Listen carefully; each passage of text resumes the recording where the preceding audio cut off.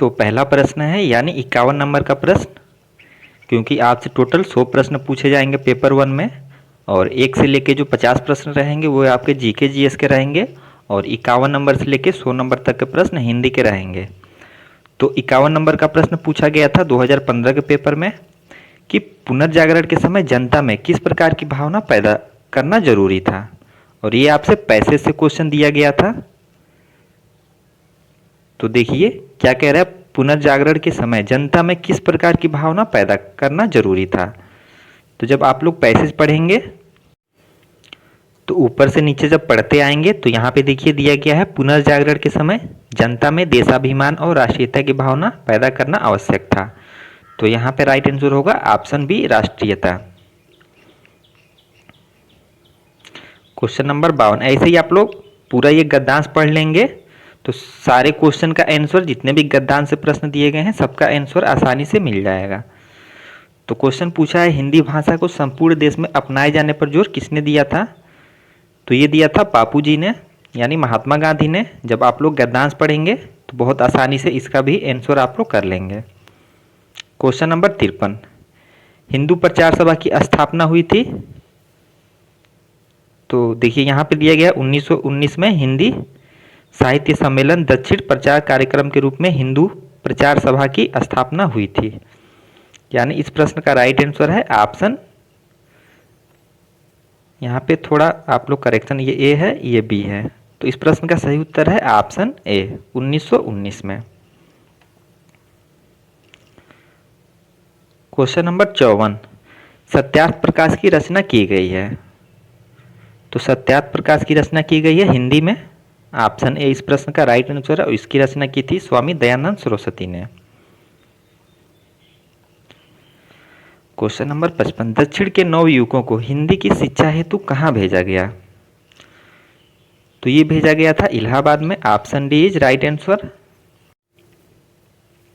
तो टोटल 5 प्रश्न आपको गद्यांश से दिए गए थे, और यहाँ से जो है आपको व्याकरण के प्रश्न मिलेंगे। तो 56 नंबर का प्रश्न है कि आपको इन विकल्पों में से जो है क्वेश्चन नंबर 56 से 58 तक जो है आपको तत्सम शब्द का चयन करना है। यानी इसमें जो है कौन सा तत्सम शब्द है, तो इसमें तत्सम शब्द है ऑप्शन सी, कमल। इसमें भी आपको तत्सम शब्द बताना है, स्वप्न, आस, निठुर और छह। तो इसमें तत्सम शब्द है स्वप्न। इसमें भी आपको तत्सम शब्द बताना है, एक के ओस, और ऐसा। तो इसमें कौन सा तत्सम शब्द है, तो एक के ऑप्शन ए में दिया है, ये जो है तत्सम शब्द है। क्वेश्चन नंबर 59, जो मापा न जा सके तो उसे हम लोग कहते हैं अपरिमेय। क्वेश्चन नंबर 60, जो कम जानता हो उसे क्या कहते हैं, तो उसे कहते हैं अल्पज्ञ। जो नहीं हो सकता, जो नहीं हो सकता यानी असंभव। क्वेश्चन नंबर 62, कौन हिंदी की उपभाषा नहीं है, मराठी, पूर्वी हिंदी, पश्चिमी हिंदी या राजस्थानी। तो चारों ऑप्शन में से कौन सा ऐसा ऑप्शन है जो कि हिंदी की उपभाषा नहीं है। तो जो ऑप्शन ए में मराठी है ये जो है हिंदी की उपभाषा नहीं है, बाकी पूर्वी हिंदी, पश्चिमी हिंदी, राजस्थानी ये सभी हिंदी की उपभाषाएं हैं। अब आपको निर्देश दिया गया है 63 से 64 तक आपको विलोम बताना है। मित्र को वफादार होना चाहिए, यानी आपको वफादार का विलोम बताना है। यहाँ पर रेखांकित शब्द है वफादार, तो इसका विलोम होता है ऑप्शन ए में दिया है बेवफा। ऑप्शन ए इस प्रश्न का राइट आंसर है। इसमें जो अंडरलाइन शब्द है ये है व्याप्त, तो व्याप्त का विलोम क्या होगा, तो ये होगा अव्याप्त, ऑप्शन डी। कपीस, इसमें जो है आपको संधि बतानी है। कपीस में कौन सी संधि है, दीर्घ, वृद्धि, गुण या अयादि है। तो कपीस मिला है कपि प्लस ईस से मिलके, जब छोटी ई मिल के और बड़ी ई मिल के बड़ी ई में परिवर्तित हो जाए वहां पे जो है दीर्घ संधि होती है। ऑप्शन ए इस प्रश्न का राइट आंसर है। क्वेश्चन नंबर 66, दिगंबर में संधि है। दिगंबर यानी जब इसका विच्छेद करेंगे हम लोग तो ये होगा दिक प्लस अंबर,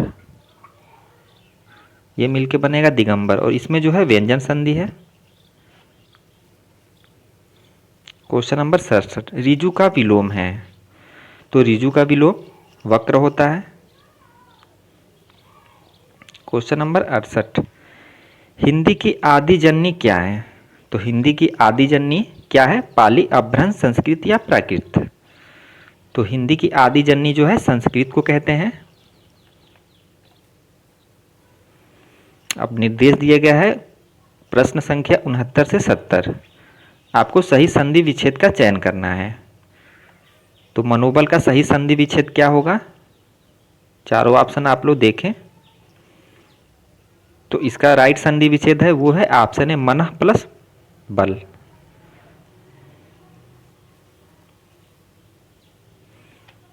क्वेश्चन 70, आच्छादित का सही संधि विच्छेद क्या होगा। तो इसका सही संधि विच्छेद होगा ऑप्शन सी, आ प्लस छादित। निर्देश दिए गए हैं प्रश्न संख्या 71 से 72 तक। आपको पर्यायवाची बताना है। तोय का पर्यायवाची क्या होगा। तो तोय का पर्यायवाची होता है ऑप्शन डी में जल दिया है, इस प्रश्न का सही उत्तर है। यमुना, यमुना किसका पर्यायवाची है, रत्नाकर, कालिंदी, उददी या समीर।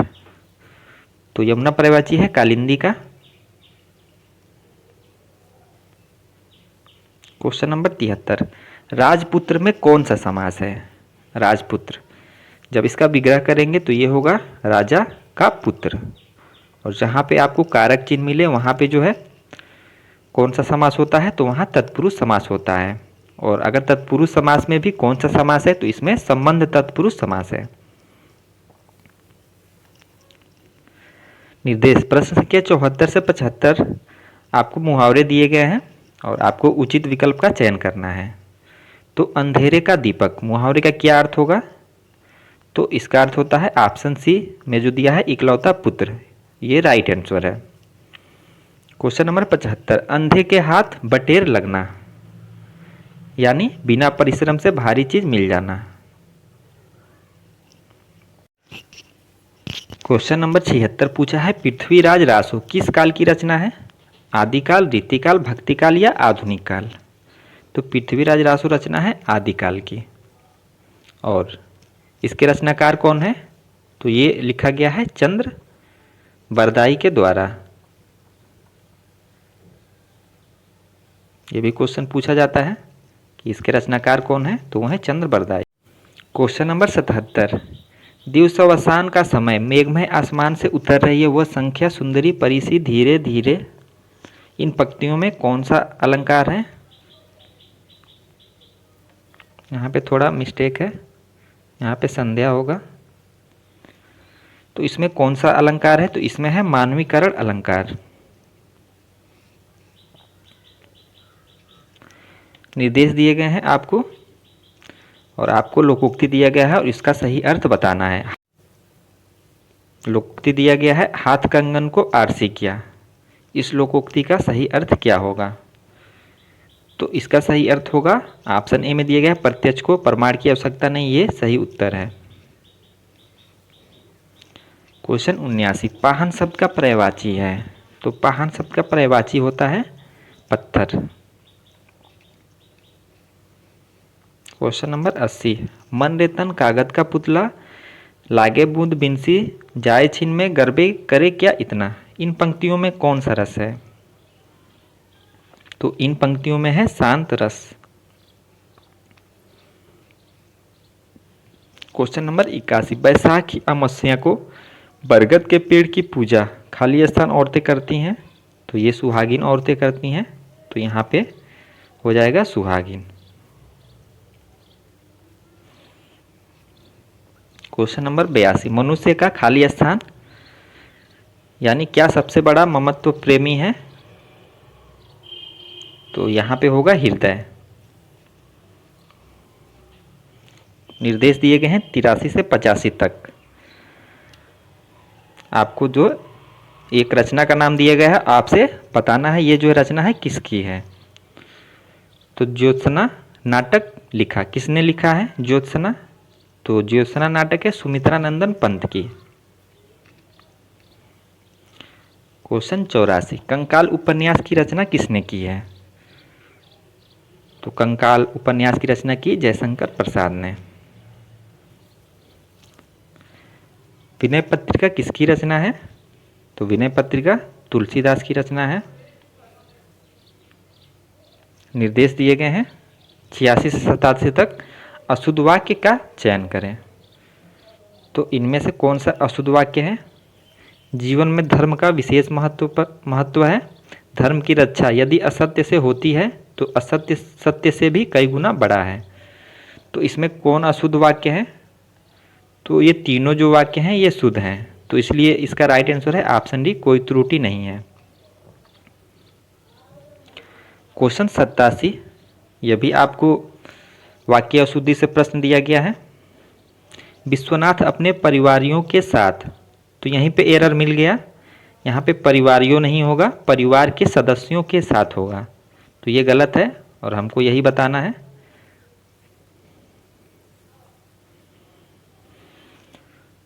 निर्देश दिए गए हैं 88 से 91 तक, यानी कि कथन दिए गए हैं और बताना है ये कथन जो है किसका है। कथन दिया गया है the child is the father of man, किसका कथन है? तो ये जो कथन है ये है वुड्सवर्थ का, ऑप्शन सी में दिया है वुड्सवर्थ, इसका राइट आंसर है। क्वेश्चन नंबर 89, जो यह सोचकर भयभीत रहता है कि कहीं हार न जाए वह निश्चित रूप से हारेगा, यह किसका कथन है? तो ये जो कथन है ये कहा था नेपोलियन बोनापार्ट ने।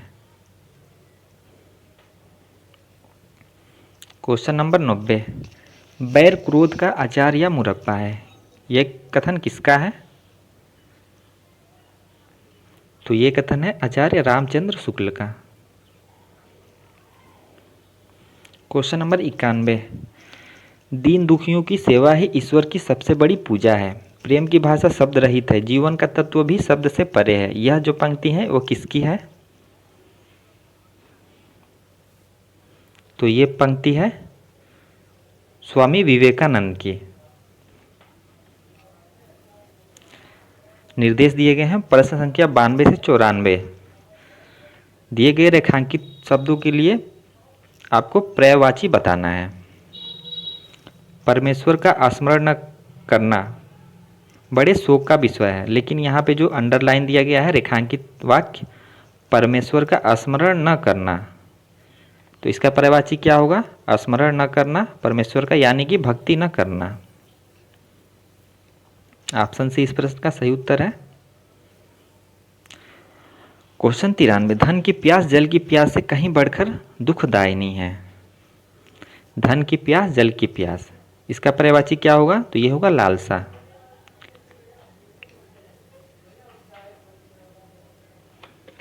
क्वेश्चन 94, जिसकी आवश्यकता जितनी कम होती है वह उतना ही अधिक सुखी होता है, यानी वह उतना ही सुखी होता है, अधिक सुखी, इसका क्या हो गया पर्यायवाची? तो ये होगा संतुष्ट। तो आपको चारों ऑप्शन में किसकी वर्तनी अशुद्ध है इसका पहचान करना है। तो ऑप्शन ए में उपरोक्त दिया है यही जो है गलत है, यहाँ पे होगा उपर्युक्त। तो ऑप्शन ए इस प्रश्न का सही उत्तर है, क्योंकि हमको अशुद्ध वर्तनी की पहचान करनी है। क्वेश्चन 96, भेष उत्तरीय प्रताड़ित प्रत्यक्ष, इसमें किसकी वर्तनी अशुद्ध है? तो इसमें जो प्रत्यक्ष दिया है ये जो है गलत लिखा है, प्रत्यक्ष लिखा जाएगा, प्रत्यक्ष आपका ऐसे लिखा जाएगा, ये जो है शुद्ध वर्तनी है ये गलत है। निर्देश दिए गए प्रश्न संख्या 97 से 98। आपको ये बताना है कि इसमें से विधिवाचक वाक्य कौन सा है। तो इसमें विधिवाचक वाक्य कौन सा है? तो चारों ऑप्शन आप लोग देखें, बताएं कौन सा विधिवाचक वाक्य है। तो चारों ऑप्शन में से विधिवाचक वाक्य वाला जो ऑप्शन है वो है ऑप्शन बी, सूर्यदेव प्रतिदिन प्रातःकाल पूर्व दिशा में दर्शन देते हैं। ये जो है विधिवाचक वाक्य हैं। क्वेश्चन नंबर 98, आपको संयुक्त वाक्य की पहचान करनी है। तो चारों ऑप्शन आप लोग पढ़ लें, इनमें से कौन सा संयुक्त वाक्य है। तो इसमें संयुक्त वाक्य है ऑप्शन ए, मैं आपके यहाँ गया था परंतु भेंट नहीं हो सकी। ये जो है संयुक्त वाक्य है। आज का हमारा सेकेंड लास्ट क्वेश्चन है, तत्सम शब्द है। तो इसमें कौन सा तत्सम शब्द है। गहरा, तीखा, निष्ठुर या अटारी। तो इसमें तत्सम शब्द है ऑप्शन सी, निष्ठुर। तद्भव इसका होता है निठुर। क्वेश्चन नंबर 100 है और आज का हमारा अंतिम प्रश्न है, गुप्त जी की रचनाओं में के फलस्वरूप इन्हें व्याप्त खाली स्थान राष्ट्र कवि का विरुद्ध मिला। गुप्त जी यानी ये बात हो रही है मैथिली शरण गुप्त की। तो इस प्रश्न का सही उत्तर है राष्ट्र प्रेम। इन्हें व्याप्त राष्ट्र प्रेम राष्ट्र कवि का विरुद्ध मिला। यानी राष्ट्र कवि किन्हें कहते हैं, तो मैथिली शरण गुप्त को। तो यहाँ पे टोटल जो है आपके 100 प्रश्न कंप्लीट होते हैं। ऐसे ही हम लोग 2022 तक के सारे पेपर का सॉल्यूशन देखेंगे।